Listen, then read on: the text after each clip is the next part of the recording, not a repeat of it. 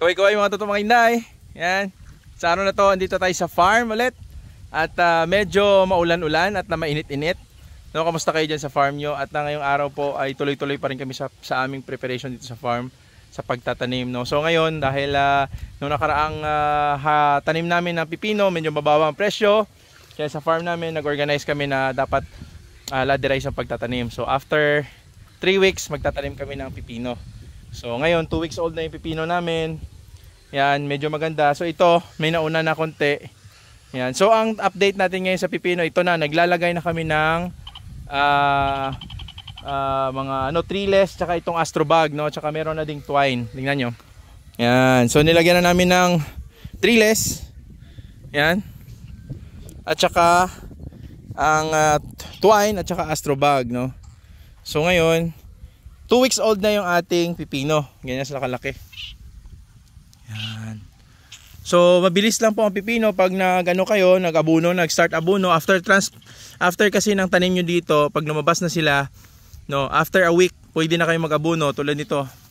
Yung abuno po namin ay 1846 unit 16. Ayan, tsaka zinc sulfate. Ayun.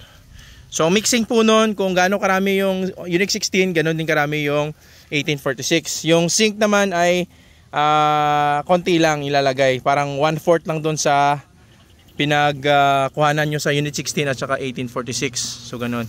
So ganyan, no. So wag nyo na masyadong idikit. Layo nyo konti. Tuturuan kayo ni Francis kung paano maglagay ng ayan, twine. Ito yung astrobag. Ayan. Tingnan natin sila. So yung iba, kasi may nauna kami, halos 5 lata to lahat. Yung isa nauna to, yung isang latang ganito nauna yung pipino. Yan. Tingnan nyo kung gaano kabilis lumaki ang pipino. So ngayon medyo tumasa daw yung presyo. Sana tuloy-tuloy. Medyo 20 kilos na daw per kilo. Tama ba, Franz? 20 kilos na daw kilo. Sa amin kasi last time 8 pesos lang eh. So medyo talagang sabi nga nila, na-disappoint ka din, Franz? Sobra kasi mura. Ang mura, no? Yan. So sabi ko sa kanila na ganun talaga, no? Kailangan laderize ang pagtanim. Kaya every day, every other day, kung pwede harvest kami, every week harvest, para talagang matsyempohan natin yung presyo. Kasi pag nag-stop ka tanim, lugi ka na. Talo ka na. Pero pag tuloy-tuloy yung pagtatanim mo, siguradong tatamaan mo yung presyo. Yun lang, kailangan meron kang standby na pang kapital talaga. Pero ito sa pagpipipino kasi konti lang naman ang gasto, ang kapital nito, kaya okay na okay din, kayang-kaya. Tama pa, Franz? Konti lang kapital nito eh. Yung seeds kasi nabili namin 1,000. Yan, legacy. Nag-mix kami ng Megacy. Yan, para at least meron kaming pagpipilian sino mabenta o mabili. Yan. So ganito lang kabilis, oh, tingnan nyo. Kailangan lang mahigpit, medyo mahigpit konti yung paglalagay nyo. Kailangan ilagay sa gitna. Pag nakalagay mo sa ilalim, lagay mo sa gitna. Ayan, oh, ito si Francis, oh. Ilagay sa gitna, oh, yan. Oh, para mahigpit. Yan. So paglagay sa ilalim, iikot nya lang yan. Yan. Yan. Kita nyo? Yan. So kailangan mabilisan. Si Francis kasi ito na yung trabaho nila, si Ramil. Yan. So ito yung trabaho nila. Partner ito ng pakwan, no? So habang nagtatanim sila ng pakwan, meron silang nag-aantay sila ng pagbunga ng pakwan. Ito muna itatanim nila kasi 27, less than 1 month harvest na sila. Ang pakwan 2 months harvest. Tama ba, Franz? Yan.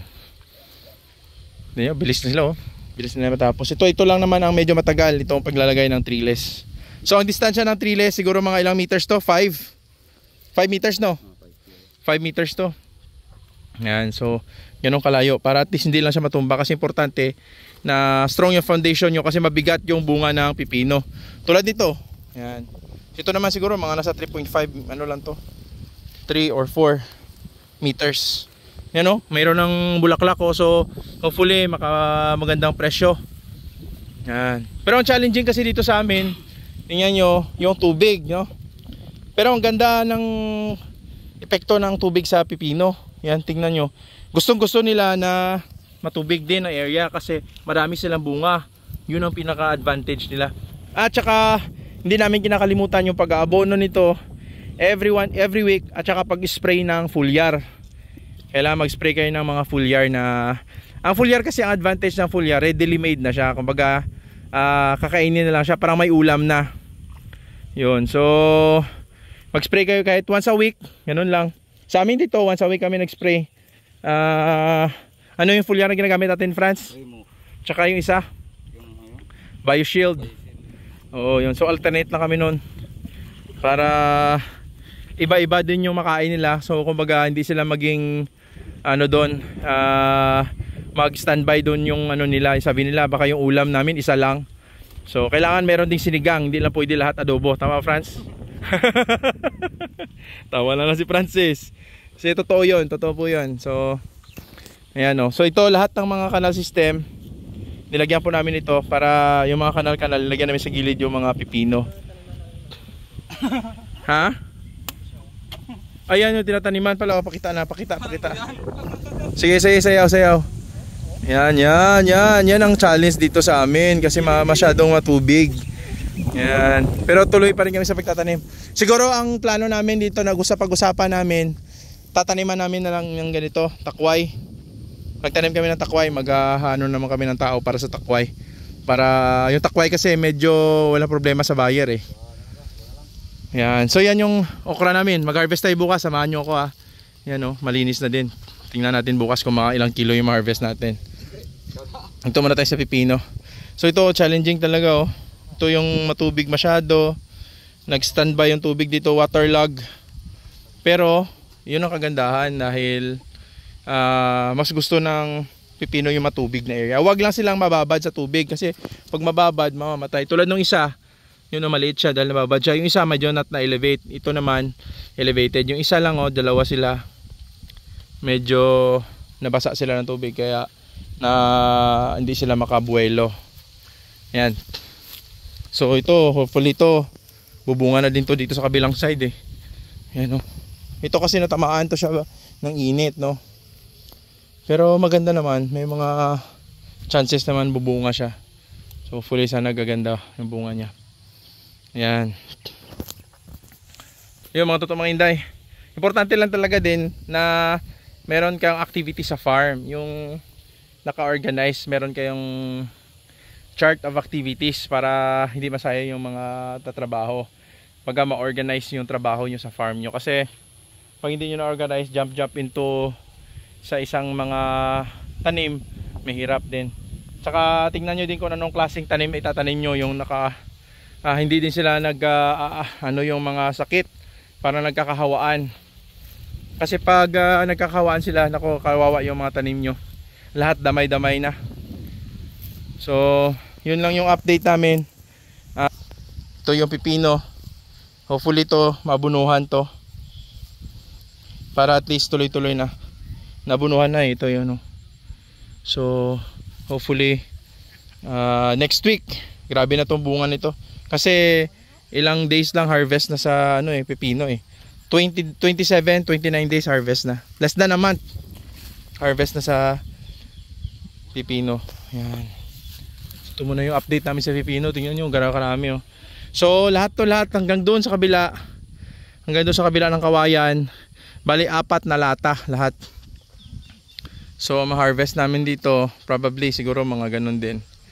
Every other day. Same lang. Mas marami ito ngayon tanim namin eh. So yan ang kagandahan. So ito si Ayan. Tingnan nyo kung ano ginagawa ni Ayan. Ito siya.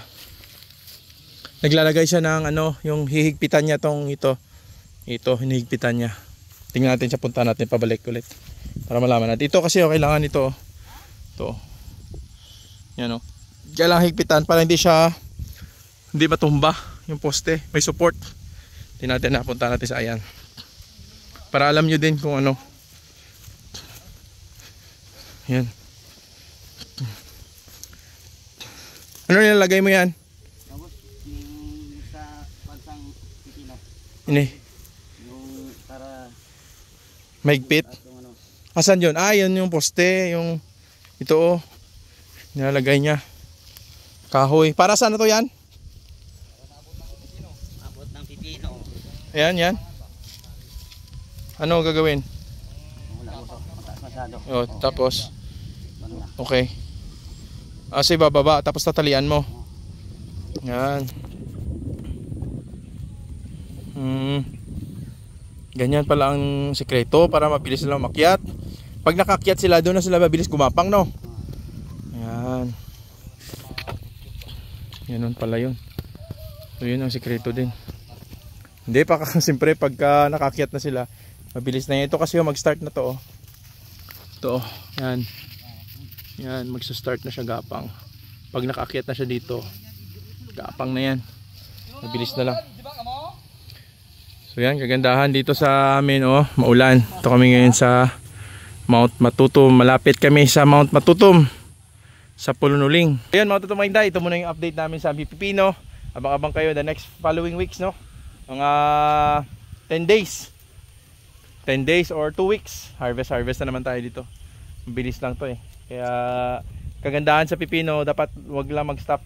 Tuloy-tuloy lang pagtatanim. So na-timingan talaga namin yung presyo na mababa. So hopefully sa sunod na ito, hindi na talaga medyo maganda na yung presyo sana, no? Sana.